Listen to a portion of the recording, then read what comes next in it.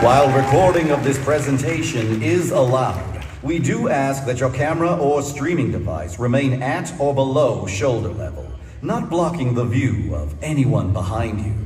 Thank you for your cooperation and for being considerate of those around you. Enjoy the show.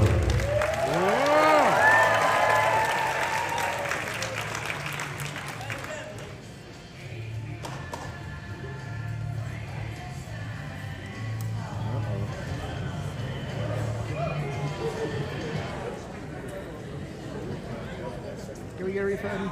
Yeah.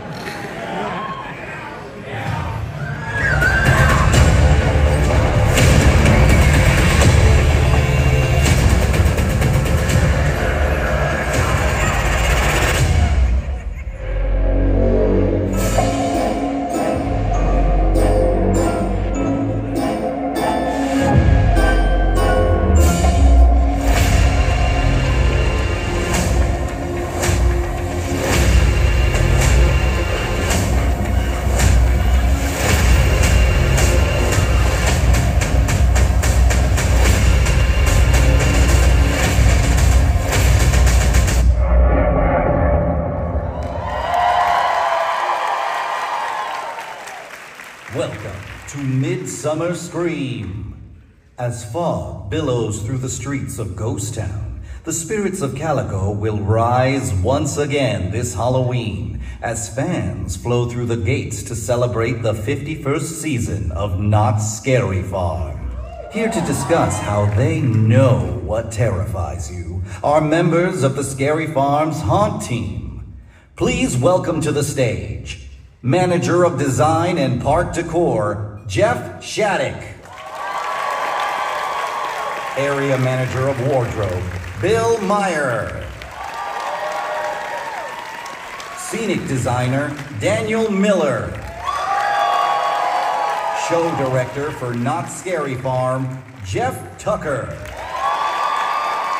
And your host for this presentation, Production Specialist for Knott's Scary Farm, Pasta Rago.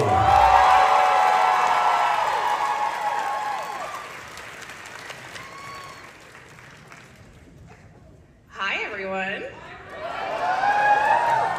Thank you all for joining us on this wonderful panel today. We are excited to show some things and talk about what we love about the fog. I'm going to go down the line and give some introductions. Jeff, would you feel free to start us off with who you are? Jeff Shattuck, Manager of Park Decor.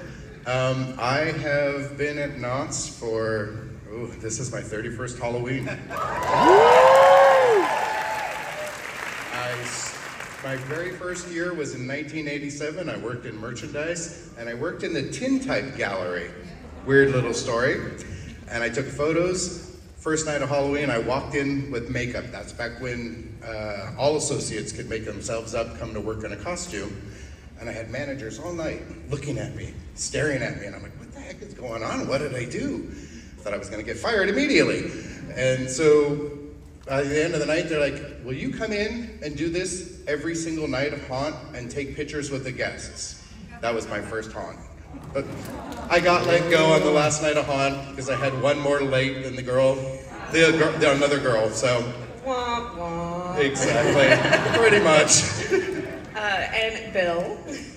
My name is Bill Meyer. I'm the Area Manager of Wardrobe. I started in 1993, hired into the Wardrobe Department.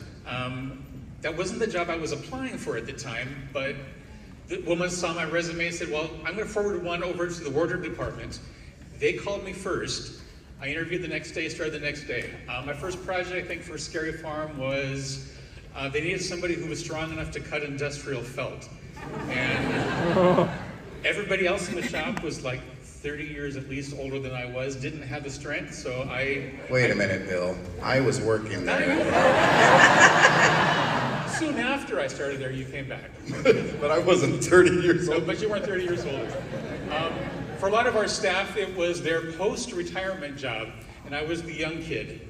To be able to carry stuff, lift stuff, I'm not that guy anymore.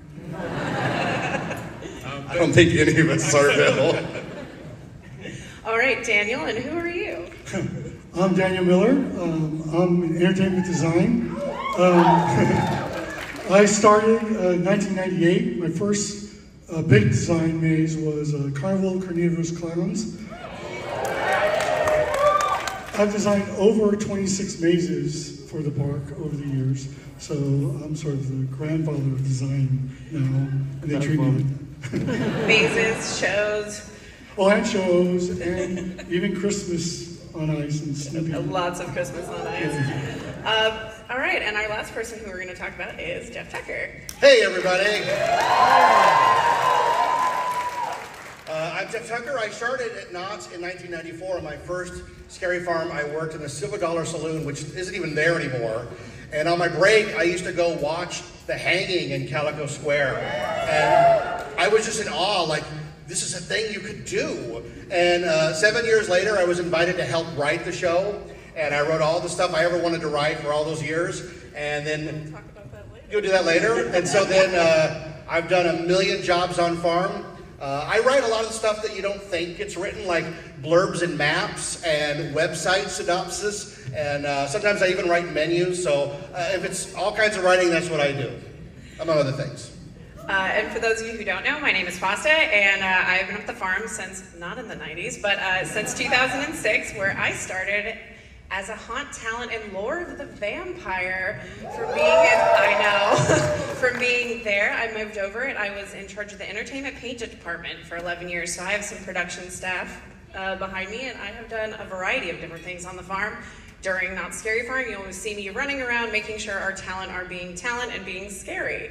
So with that, I'm very excited. We have a lot of knowledge about the farm and about the event in general, and we are going to get this party started with talking about what we want to talk about. And this one is specifically, we want to talk about the creation of what you guys love about Scary Farm, which we are going to talk about one of our mazes, and I can't see the guy behind us, but can we play that video?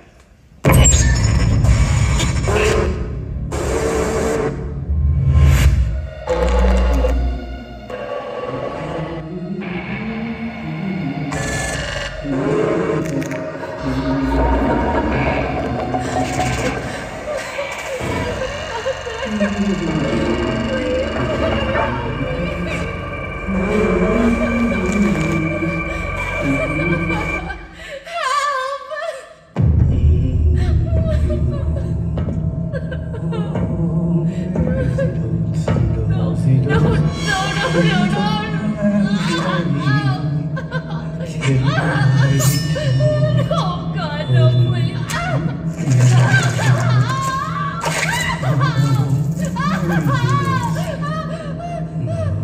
Please stop, please.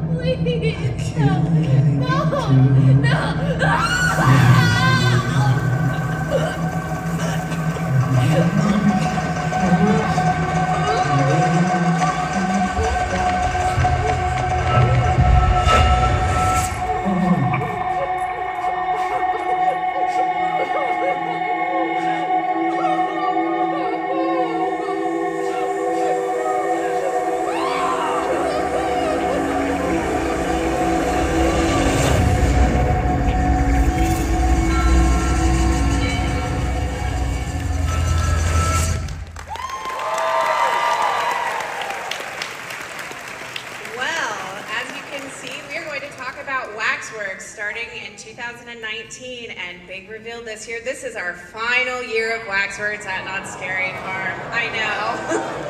Fan favorite, long time running. We are going to talk a little bit about how this got started, and we're going to have Daniel, who is the designer of that maze. Daniel, tell us a little bit about your inspiration for Waxworks and how we got started and what were you doing to make this maze come to life?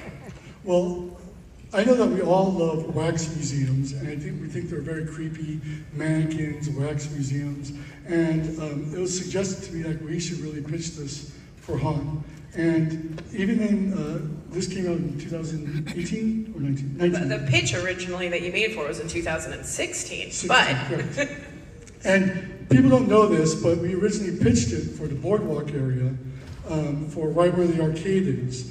Because the whole concept was this was an old wax museum on a boardwalk, but we decided to, it moved twice. Once was in Wilderness Dance Hall, where we were going to make it all old Western Victorian wax museum. But then I really wanted the freedom to make it more 1960s, 1970s, and that's where it moved to its final position, which was in its, right now it's called Ghost Rider 1, right behind Ghost Rider. There's a design process that I go through, which is up on the screens right now, which is, the first thing is we do is we pitch. Right around now is when we start to develop the pitches for the year next. So not for this coming hunt, but for the next year. So our pitches usually start with a one-page pitch with some research slapped together, and then we'll go to storyboards where we draw it all out, each room to room. And I'd like to go between the ground plan and the storyboards. So here's all my storyboards that shows all the different original artwork for the maze. I wanted to really create an environment that had this character that was kind of having a mental breakdown and wanted to go more than just the normal wax museum where, and you see this at a lot of haunts where we do the statue scare where people are on a pedestal and they sit like rigid and then they boo scare you. But I really wanted to make it very twisted. What would make me scared? I'm really into body horror. The morphs and the animatronics of the people coming out of other people and the people mending together. Yeah. So when you're looking at some of them, as you can see, you have the spinning platform that has all the pieces on it. How did you come up with some of these inspirations for these specific horror type of? I really wanted to give it like a modern art spin. I really wanted to have him think he is an artist and he's going to make these masterpieces throughout the maze. So I decided to make 3 major masterpieces that will go throughout. There's other better visuals of that. This goes right to the ground, but this is our bare bones minimal of what we do. We use Vectorworks, and we draw every room from a top-down position, every scare position, every prop we put in, and we color code it, put all the walls in. Everything is based on this ground plan. And it is the crux of how we will go back and forth. The next thing we'll do is lists, where we bring in each of our departments, because it's very critical. It's definitely not just me. It's the creativity of our entire department, which is props, lighting, paint, special effects. She led paint for several years. I did. Yeah. This ground plan is literally the base of Knott Scary Farm, of all of our mazes. This is how they are created and this is how they are produced. Everybody has one, whether it is the sound, audio, lighting. Anybody who has a field, this is what is going to bring your nightmares to life. Yep. So this is an example of our elevations and how detailed they get. So we put up the elevations. That's one of the masterpieces. It's a rotating stage with skin. You saw that in the video earlier. We have our big facade that's crumbling. And we definitely had the Devil's Den facade for a second there too, if you guys remember that little prank we played on you guys from Ghost Rider.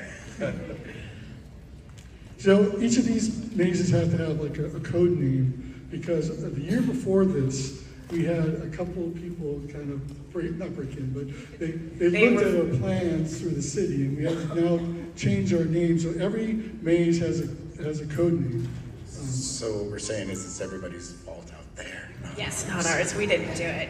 But this is the paint elevation. It's the type of stuff I will give over to the paint department with special swatches of each color. And we go into more detail of each elevation and break it down wall to wall. As you can see, each maze, Daniel, you're going to tell us about how you color-coded it, and what is some of your, like as you can see in the top corner, there's this giant portrait that is, tell us a little bit about how you have the storyboarding, and what was your feel of your ideas through the maze when you're trying to go through, what are you trying to get the guests to get? Well, the first part of the maze is definitely a replication of a waxworks that's been on fire and is burning down. We wanted to create different rooms that are iconic. We used to have up the road from Knott's Berry Farm, Movie Land Wax Museum, and it sort of served as an inspiration for us. And we put in a Patriots room. That's the background of George Washington crossing the Delaware.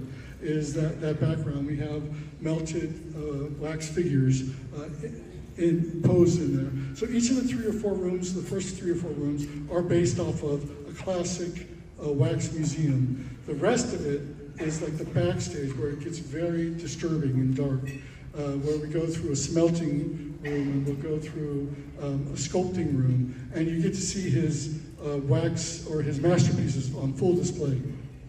So there's kind of 2 sides when you're looking at this maze and the maze design. You have the display pieces or the exhibits, and then you have the backstage where the real horror happens. Is that correct? Correct. So let's talk a little bit about when we're creating these spaces and the environments that you've created, because we want people to feel that they really are within these elements of this wax museum. So this is an example of what a lot of what our props team does. They mostly handle all the sculpture. So this middle one is really disturbing. It's our 3rd masterpiece, and it's just, I make a maquette for it, which is like a small clay sculpture in scale, and give it over to our sculptors. Our sculptor actually went above and beyond. He created this incredible moving masterpiece in itself. We came up with the idea pretty late in the process. We were almost into like bees. Yeah, for bees. Like, where does the wax come from? So we said, and what people really freaked out by bees. So we said, hey, video mapping was kind of new at the time. It's like, let's video map all these bees on this incredible sculpture that is kind of melted into this all these bees gathering. So. This is an example of how research can go right into the actual work. This was my drawing for the candelabra character, which is the 2nd masterpiece. I got inspired by this pretty closely to this one great artist over here. And I transferred it all to her being a candelabra. We also added an effect for the mouth to move up and down, so it always indicates that she's still living. Like, everything is living in this wax museum. This is what I talked about earlier, which is the maquette. So this is the original maquette and the original drawing, which shows basically overall size. But I do trust our prop department to actually go above and beyond, and they do an incredible job of actually making the true horror of this. So as you know, that you saw a little bit about the mazes and how it is done. Daniel, let's talk about what you're creating, the characters that go into these mazes. As you can see that you have your character sketches here and the character sheets. Tell us a little bit about, and Bill, if you would mind to touch in, is how do you create these spaces, them to fit within the environment? We talked about the maquettes, we talked about how people are always, the animatronics are always technically living, we talked about the bees, but let's talk about when we put the actors into the environment. What was some of your inspiration and how did they come to life? So, what I learned when I did, I love this movie, Asylum, was I gave everyone a backstory. I said, you know what, I have time, I'm gonna write a backstory for every character. I still have my backstory from when I was a nurse in Asylum. So this one I doubled down. Every character had a backstory. Not every maze gets this treatment. So I wanted to create every character, draw them out, and give them all a very complete, very twisted background so they have a reason to be there.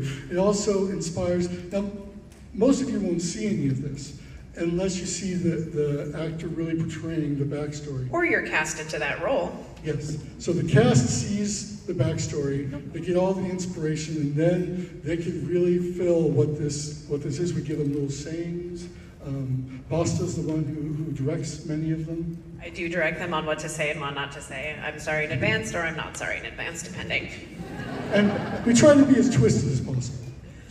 Bill, when you're creating these costumes and you're talking about these characters, once Daniel comes to you with these original character sketches, what's some of the process that you go through to make some of these characters come to life? Daniel draws great pictures, but we had to then build it into something that could be worn. Some of the things he draws. Anyway, we then had to go through, we removed, like on the first guy, the curator there, we love the idea of the mask and the bandages, but the things that were his head was originally, so this isn't realistic. Nobody will keep his job. They'll quit. We'll have to recast this every single night. So that was one of those things that we took away from that. We take his ideas and his images and use these for our inspiration as to what we're going to build. Again, it looks great on the page, but these people have to wear this costume for 8 hours a day, 30 nights a month, you know what I mean? So 10 hours, 8 hours a day. And it has to be launderable. Yes, we do wash our costumes at May not smell like it when you walk through the page, but yes, we do launder those. That's a different kind of scary. Agreed. It is, yes. Hey, at least you guys don't have to live in that warehouse with the costume. Like my department does. That's fair. At the end of the night, you open the door in the morning and it's like, whoa. And the more humid it is, the worse it is. Yes. Yeah. But yeah, so not only do the costumes, they have to be functional, right? And so part of your challenge is to make sure that the talent are comfortable, they can scare in them, and we still want them to look creepy and scary. Correct. A lot of these things in my shop, we sourced, we built from scratch. Thankfully, there's a lot of people who just need pants and shirts. I have pants and shirts because in addition to dealing with costumes, I also deal with all the uniforms for the park. So we were able to take some old shirts, old pants, dye them, distress them into making them into look bad. The Maryland dresses we had to build from scratch. Yes, we do. We make them look bad quite often. We had a woman that joined my department years ago, and then she built something and was heartbroken when we had to then trash it. She didn't understand. Well, she'd never been to Scary Farm before. She didn't understand that we were going to take her pride, her joy, and trash destroy it. Yeah.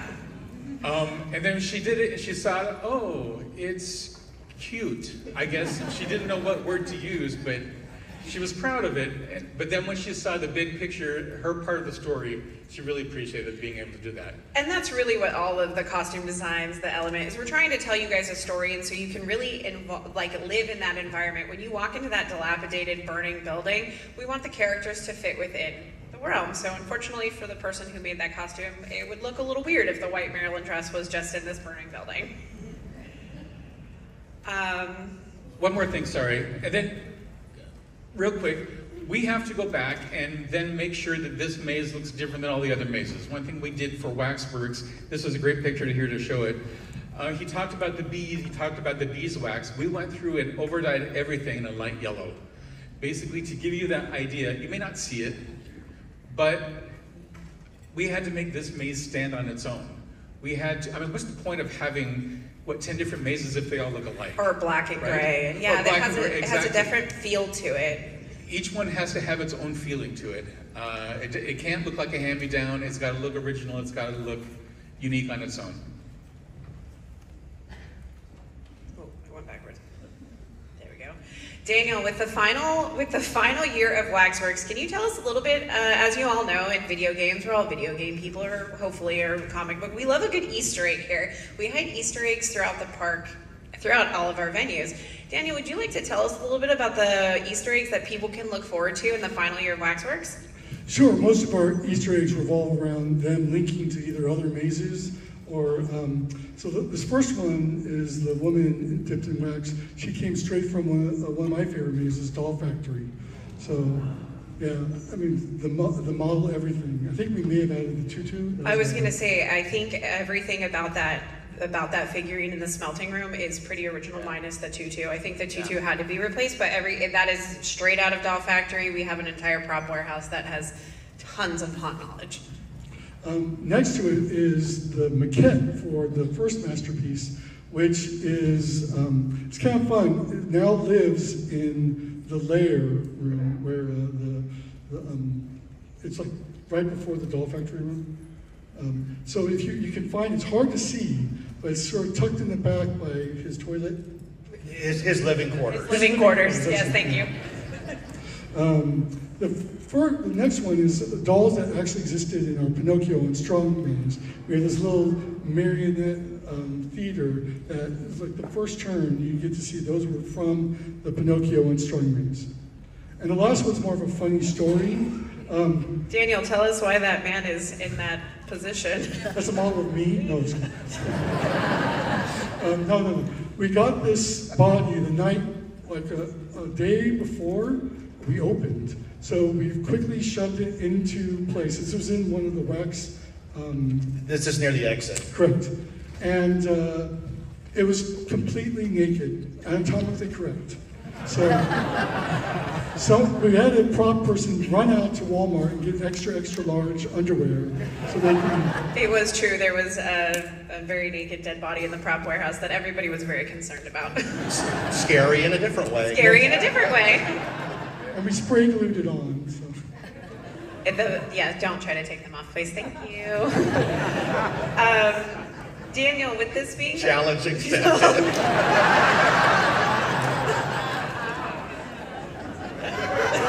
Don't do it, please. Weird. It's going to be one of those new things. It's like, some people try to steal the apple from Disney. It's going to be trying to get the underwear off the guy in Waxworks. Security's going to love me for this. Anyways, with the final year of Waxworks, do you have any final thoughts about the venue, Daniel, and things that you would like to say to the group about seeing it for the last year in the fog? Just go enjoy it for one last time. I mean, I think I've been really creeped out by it. It has a great atmosphere. Sorry, let me miss this part. They asked about how do we update things. This actually was updated last year, and we had a character by the name of the Collector who gouges out eyeballs and hangs them up. So we modified our Chamber of Horrors to include this character. Yeah, this used to be just you walked by and saw monsters. It was the invisible man and the wolf man. So we did add an addition to the maze to send it off last year, knowing that it would be its final year. We try to give all of our old mazes or our returning mazes some love, regardless of how many years they are with the fog. We try to give them some love every year. And you're next, sorry. Surprise. But yeah, it's Jeff. But Daniel, do you have any other final notes for the group? Just go and enjoy it, have fun. So yes, please come and see Waxworks on its final year in the fog, and please don't try to steal the underwear off of the dead guy. That is all I have to say about Waxworks this year.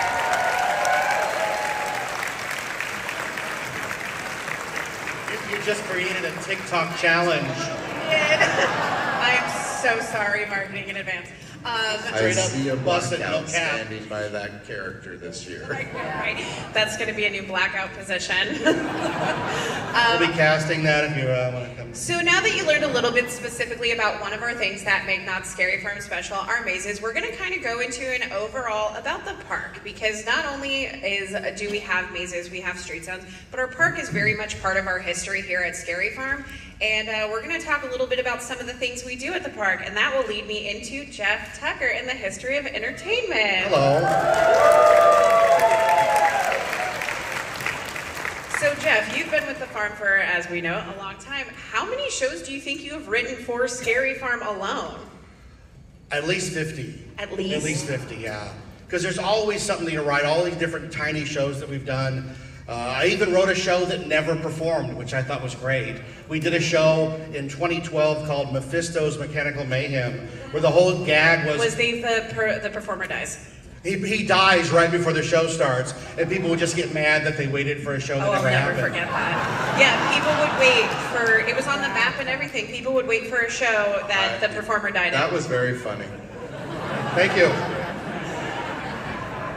So yeah, I've written a bunch of shows. I started working on The Hanging in 2001 as a writer who just added stuff. There was already a good team in place, but I just added my 2 cents, and I did that for 10 years.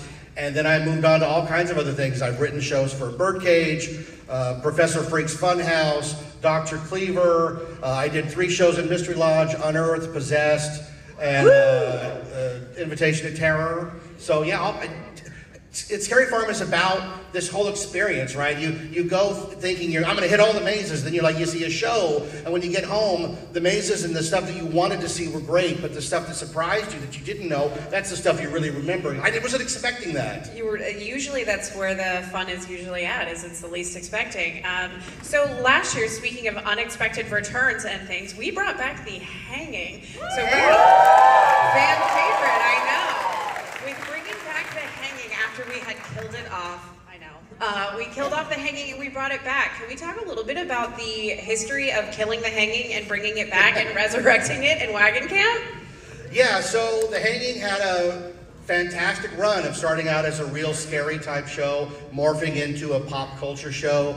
It was on Calico. It was originally the Hanging of the Witch, right? Yeah, It started on Calico Square, which doesn't even exist anymore. It moved to the Calico Mine stage, and we reached a point in pop culture where people just lost their sense of humor, and people would just watch the show and get upset and write all these terrible things. And I got all these nasty phone calls one year about the show, which was fun. And then we decided we could bring it back for the big 50th anniversary, right? So we brought it back, and how was that experience, and how was it received? It was fantastic, I'll tell you.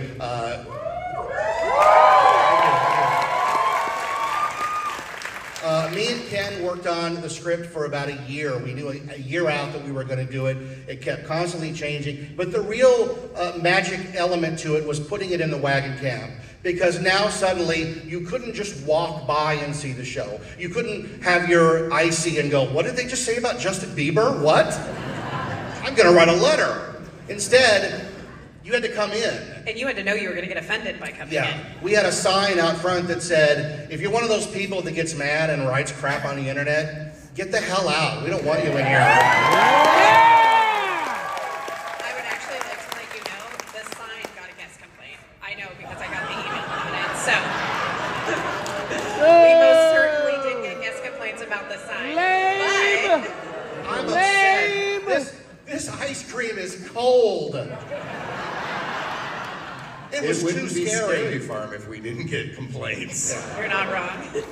Which was ironic because last year the show had a specific script, and then we did our preview event where the noose dropped out, and I stood on the stage and I watched people just go crazy that this show was back. It definitely was a fan favorite, and to watch it come to life was really exciting. Yeah. So I mean, we went back immediately and we wrote a new ending, and the original hanging victim was thrown out, and instead we hanged Karens. And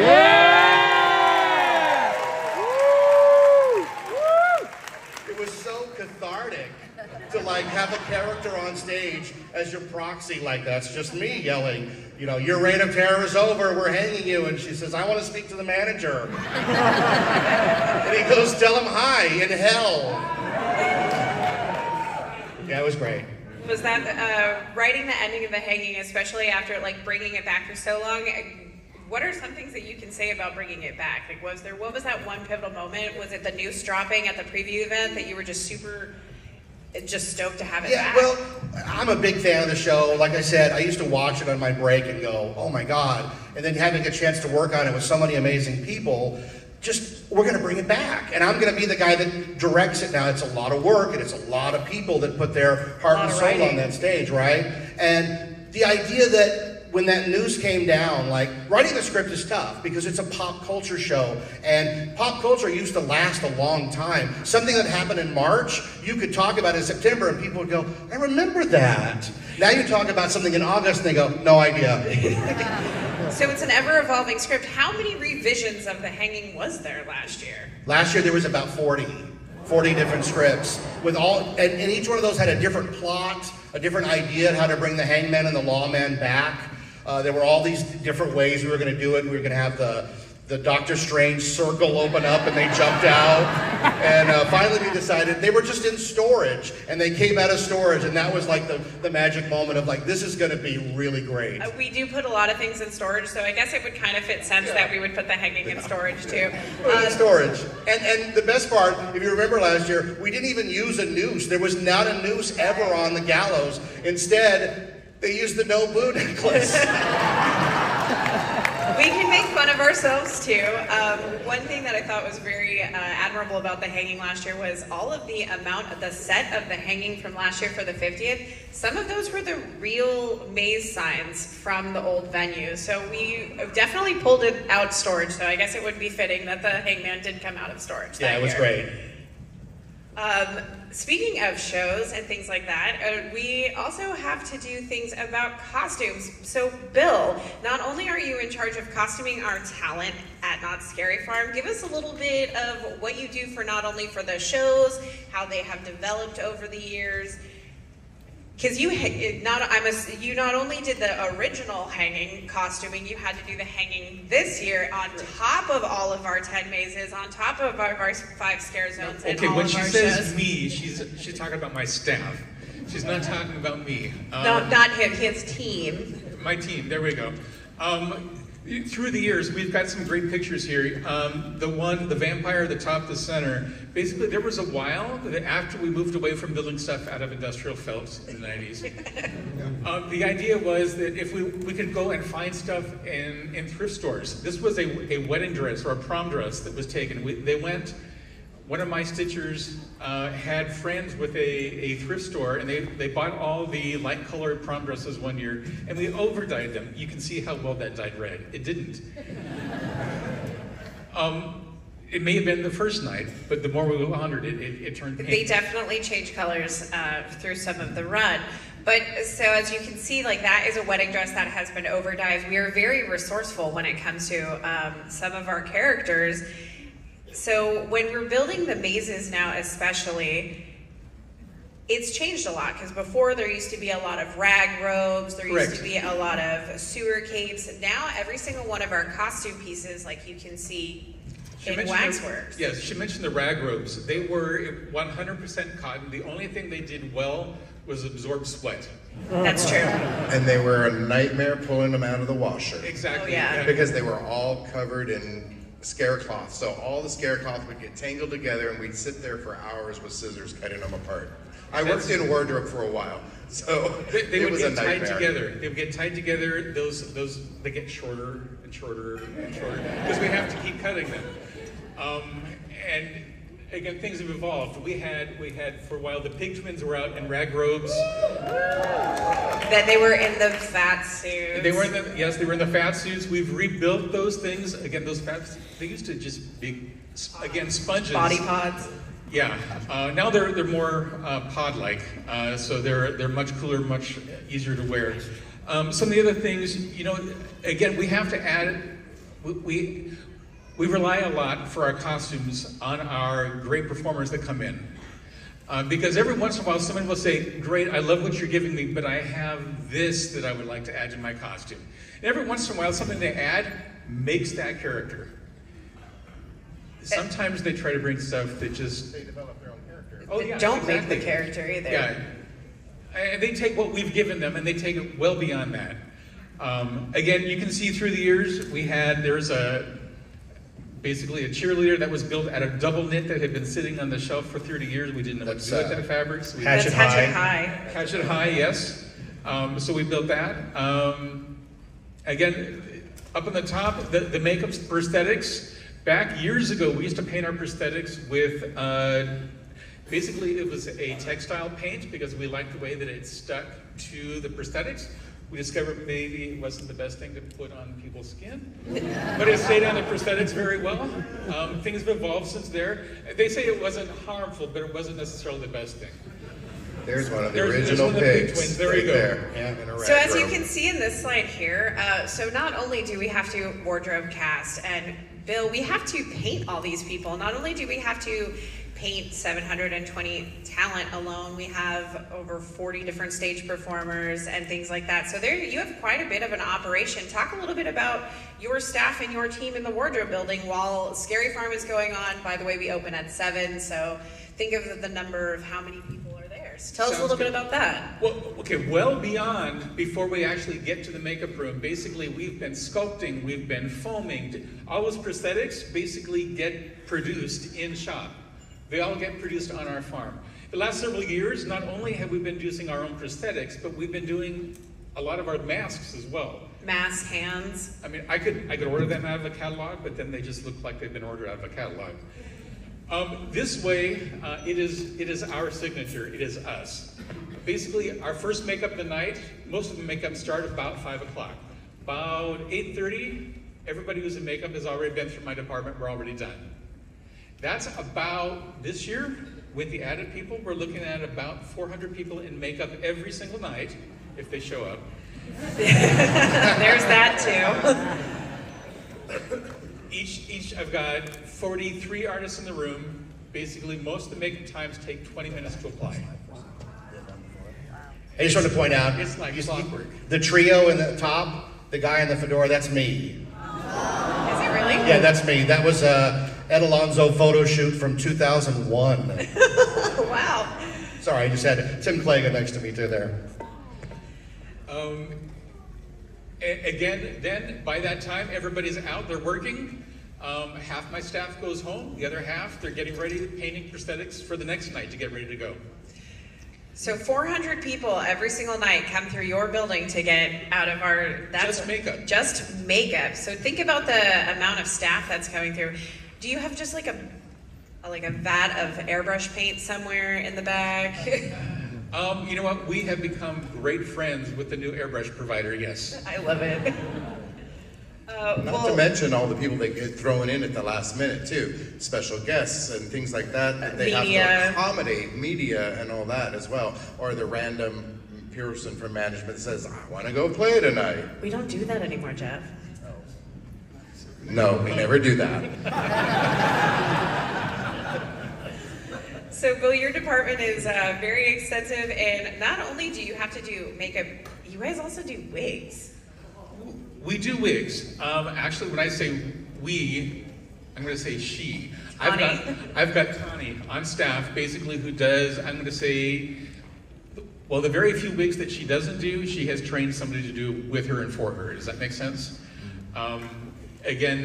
She started with us as an usher, moved over to our department as a stitcher, costume builder now, and is doing wigs for us. For Scary Farm overall, how many, like when we're talking about the makeup and wigs, how many costume pieces, and not only that, we have props and accessories when it comes to that, how many pieces overall do you think you have created for just Scary Farm alone, let's just say for the 50th? This is big math, sorry. Carry the one. Carry the one. Okay, so here's the thing. Basically, when Daniel writes the maze, and it says there are 4 people, I have to be able to provide costumes for anybody walking through that door. Anybody. Doesn't matter shape, size, height, doesn't matter. I have to be prepared. So when did we only, in his mind, we only have to build 4 costumes. Reality, usually it's like 8 costumes we have to build in a range of sizes. Correct. That's awesome. So what would you say about, let's say like 3,000 costume pieces? Yeah. Easy. Easy. We've got costume pieces that we have built when we built that maze. Again, that maze may have, you may only see 20 people in that maze. There are 40 people working in that maze, but we've probably built 80, 85, 90, maybe 100 costume pieces. And then not only when you guys are building it, sometimes you have to make additional backup costumes For the props. Yeah. And also make additional backups because you're designing the maze one year. That same fabric might not be available in 2 years. Correct. If the maze is around that long, so they're making extras, and not to mention all the backstop of fabric you have. We basically, when we're building these costumes, we make sure that we've got enough supplies on hand to be able to replace this for the next 5 years at least. We're choosing fabrics, we're choosing stuff that is not like that prom dress that was just overdyed. We would never do that now because it would never last. Again, we had probably many fewer nights at that point. That's not how we play the game now. And we used to have to dry clean things, yes. Yeah, we don't dry clean. We do all of our own wardrobing and laundering at Knott Scary Farm. So very exciting news for you guys if you didn't know that. But Bill, thank you so much for your time and to tell us a little bit more about bringing the life to the park and the event. The next person we are going to talk about is the person who creates some of these iconic images and photo ops that you see throughout the park, Jeff Shattuck. As you can tell, I've held a lot of positions. I've worked on the hanging, I've worked on the shows, I've worked in wardrobe, so I know a little bit about all of these areas, believe it or not. So for being the old man in the group. Yeah, thanks. Tell us a little bit about how you, for the 50th, you really overdid it. You had a lot of different things. You overdid the park. Tell us a little bit about the history of the main gate. We really saw a change into bringing back up the chandeliers and stuff. Tell us a little bit about your vision and how you ended up coming with this concept. So, when I first took over Park Decor 28 years ago, there was one area of the park that was actually decorated, and that was Ghost Town. That was it. I mean, it was Scarecloth, a few skeletons, and that was it. Scary Farm hadn't really been pushed out to the extent that it is now.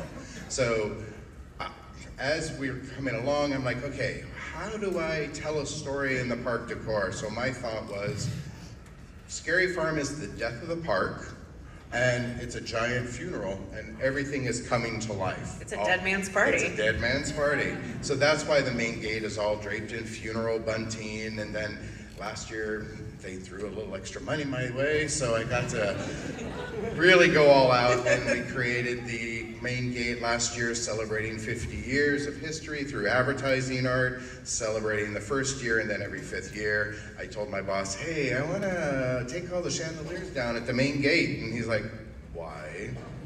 Because I got to get maintenance involved and a lot of things involved in that, and rewiring. I said, I want to hang 15 skull chandeliers, and he's like, really? And I'm like, yes, really, that's what I want to do. And he's like, all right, so here we go, 15 chandeliers being swapped out every year now. I mean, you definitely, oops. Yeah. Sorry, oops. not sorry. Sorry, not sorry. So it was the 50th, you really went all out. As you said before that, before it used to just really be Ghost Town and the main gate. This year, it's definitely now the entire park, wherever you look, has some sort of visual that you can see, whether it is an activation or whether it is something on the lines. Last year we saw a really big uptick in Carnival and the redoing of the boardwalk. We gave some love to the clowns. Tell us a little bit about what your inspiration was for the boardwalk last year. So normally entertainment will design a lot of things for different areas. They come up with the scare zones, and I will usually do some decor to match. So entertainment had some big things on their plate last year, and I'm like, you know, I'm just gonna take over Carnival and make it work. So I was like, what is it? What is Carnival? It's a carnival that has been abandoned and all these crazy clowns took over. So that started the process. I have an amazing new team of people. I have some people that are great with electronics, and they're like, let's make these ticket booths. And then we recorded some people that are crazy clowns, and the ticket booth is always closed, and every once in a while they open it and they're doing horrible, disgusting things in the ticket booth. I will say, when you came up with the ticket booths, I called Park Decor because there was, or I called Park Services because there was a spilled slushie on one of them, and I literally thought it was a spilled slushie on the prop, and I had to call somebody to come clean it up. So if you ever want to see about how real some of these set pieces are that you created, you fooled me. Yeah, well, I love it. No, but at least it wasn't a call about somebody on a roof. That Steve. Steve. Steve. For those of you who don't know what Steve is one of our lantern activations that was in Ghost Town last year, and Jeff was the creator of Steve. So for those of you who all hail Steve, you remember Steve. Funny story about Steve. Pasta texts me, I don't know, it must have been 11 o'clock. She's like, I just got a phone call from someone, and they said, since when do we allow talent on the roof of Chow House? I think I didn't stop laughing for 20 minutes at home. I was laughing so hard. True story, that did happen. I got a radio call that said, why is there a talent on the Chow House? And if you've ever seen one of our talent running around in Ghost Town who has the angel wings, the angel of death talent, she was not on the Chow House roof. That is Steve. I'm sorry to disappoint you, she did not actually end up on the roof. Every time I see that person, I bring it up. No, we don't allow talent on Chow House. We still won't allow talent on Chow House. Yeah. So, process of developing everything for Carnival.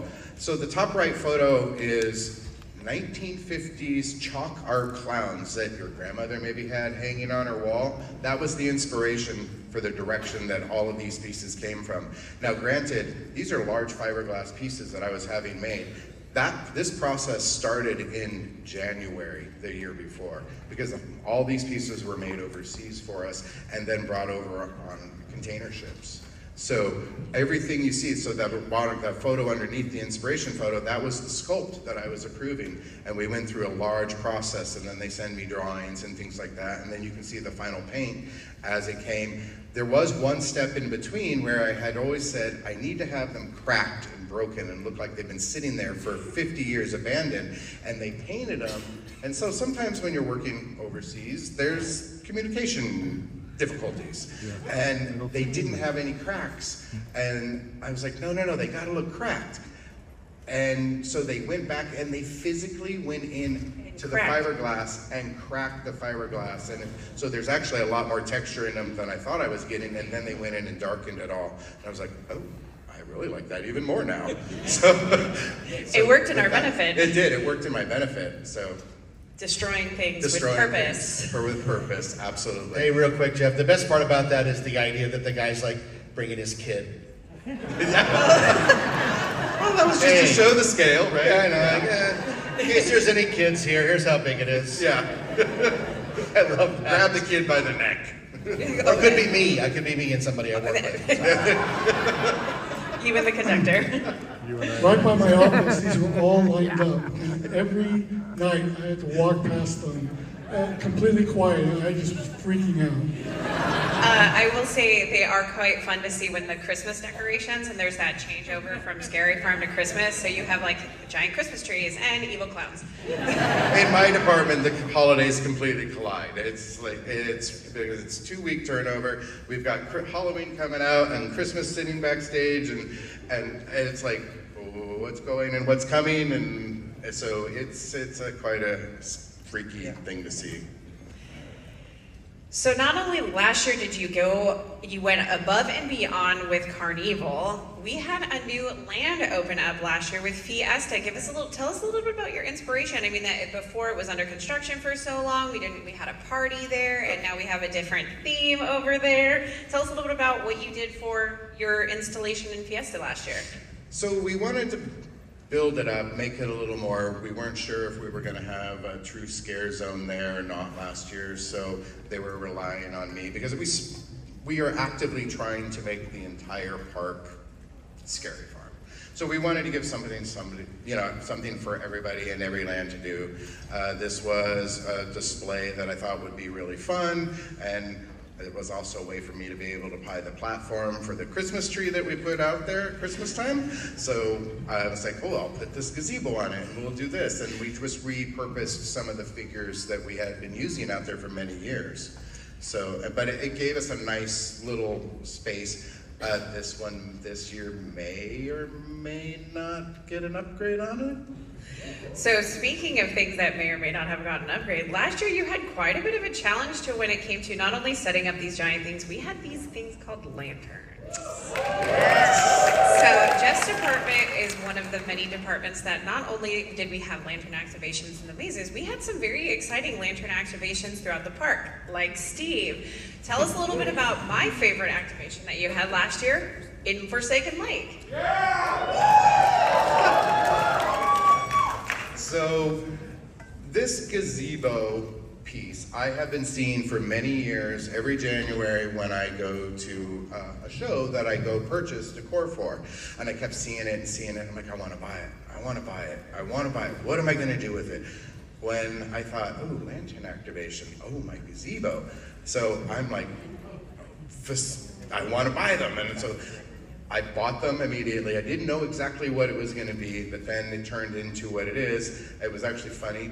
Daniel heard that we were doing a piece because things were moving very quickly last year to figure out all this lantern stuff. And he's like, what are you doing in Forsaken Lake? That's my area. I'm like, don't worry, it'll fit in perfect. It's going to look great. And so he's like, okay. So I have someone on my team who is amazing with electronics, and he's like, let's turn it into a lantern activation. So it just grew and grew. It may or may not be getting an upgrade this year as well. It's pretty soon going to be the entire zone. I can see it now. Walk through Forsaken Lake. Yes. The lantern activation. So, and we just, I like to just make an entire environment in our scenes, like the main gate statement, the Forsaken Lake statement. The bigger, the better. The bosses look at me and go, "You need how much to do this?" And I'm like, "Well, come on, it's going to be great." So. Well, I mean, you're turning over the entire park. Not only right. we can't be. It has to be spooky all the year round, and it has Absolutely. to be guest friendly during the guest facing. That is always a challenge for me because everything I do has to play at night and during the day, so it's not too scary for young kids. Hey Jeff, I saw this piece backstage for a long time waiting, and it's huge. It is. And I'll be honest, I thought it was going to be like a coffee shop. It does. It's the size of a small gift. I walked by and I'm like, I can't wait to buy a Frappuccino in there. That's how big it was. It is big, and it was all the parts and pieces were laying around everywhere, and people are like, "What is this thing?" Because it's a lot of larger pieces that go together to create a larger piece. Actually, the two front columns are actually what's at our booth today, and the fencing is from Forsaken Lake. Yeah, so if you swing by our booth after this, you can actually go see part of this set piece. Yeah. All right, Jeff, thank you so much for for bringing the park to life and making it truly spooky. It is it's exciting to see. My pleasure. Jeff Tucker, I believe you have one final thing to say. Yeah, don't miss Nightmares Revealed. August 22nd at Knott's Scary Farm. We're holding a mini event that you can come. It's going to be a full stage show where I come out with a beautiful co-host and we tell you everything that's coming for Knott's Scary Farm 2024. But that's not all there is. There's also, there'll be a show where you can talk to the designers. There will be activations. There'll be photo ops. One of the mazes will be open with the lights on so you can take pictures. Tickets go on sale August 5th. August 5th. And to make it really cool, they're not going to sell a lot of tickets, so it's not going to be crazy busy. It's going to be just busy enough to be badass, right? So get the tickets as quickly as you can before they sell out. I'll be there. We're all going to be there. It's going to be so much fun, and we're going to unveil everything that's waiting for Scary Farm 2024, baby.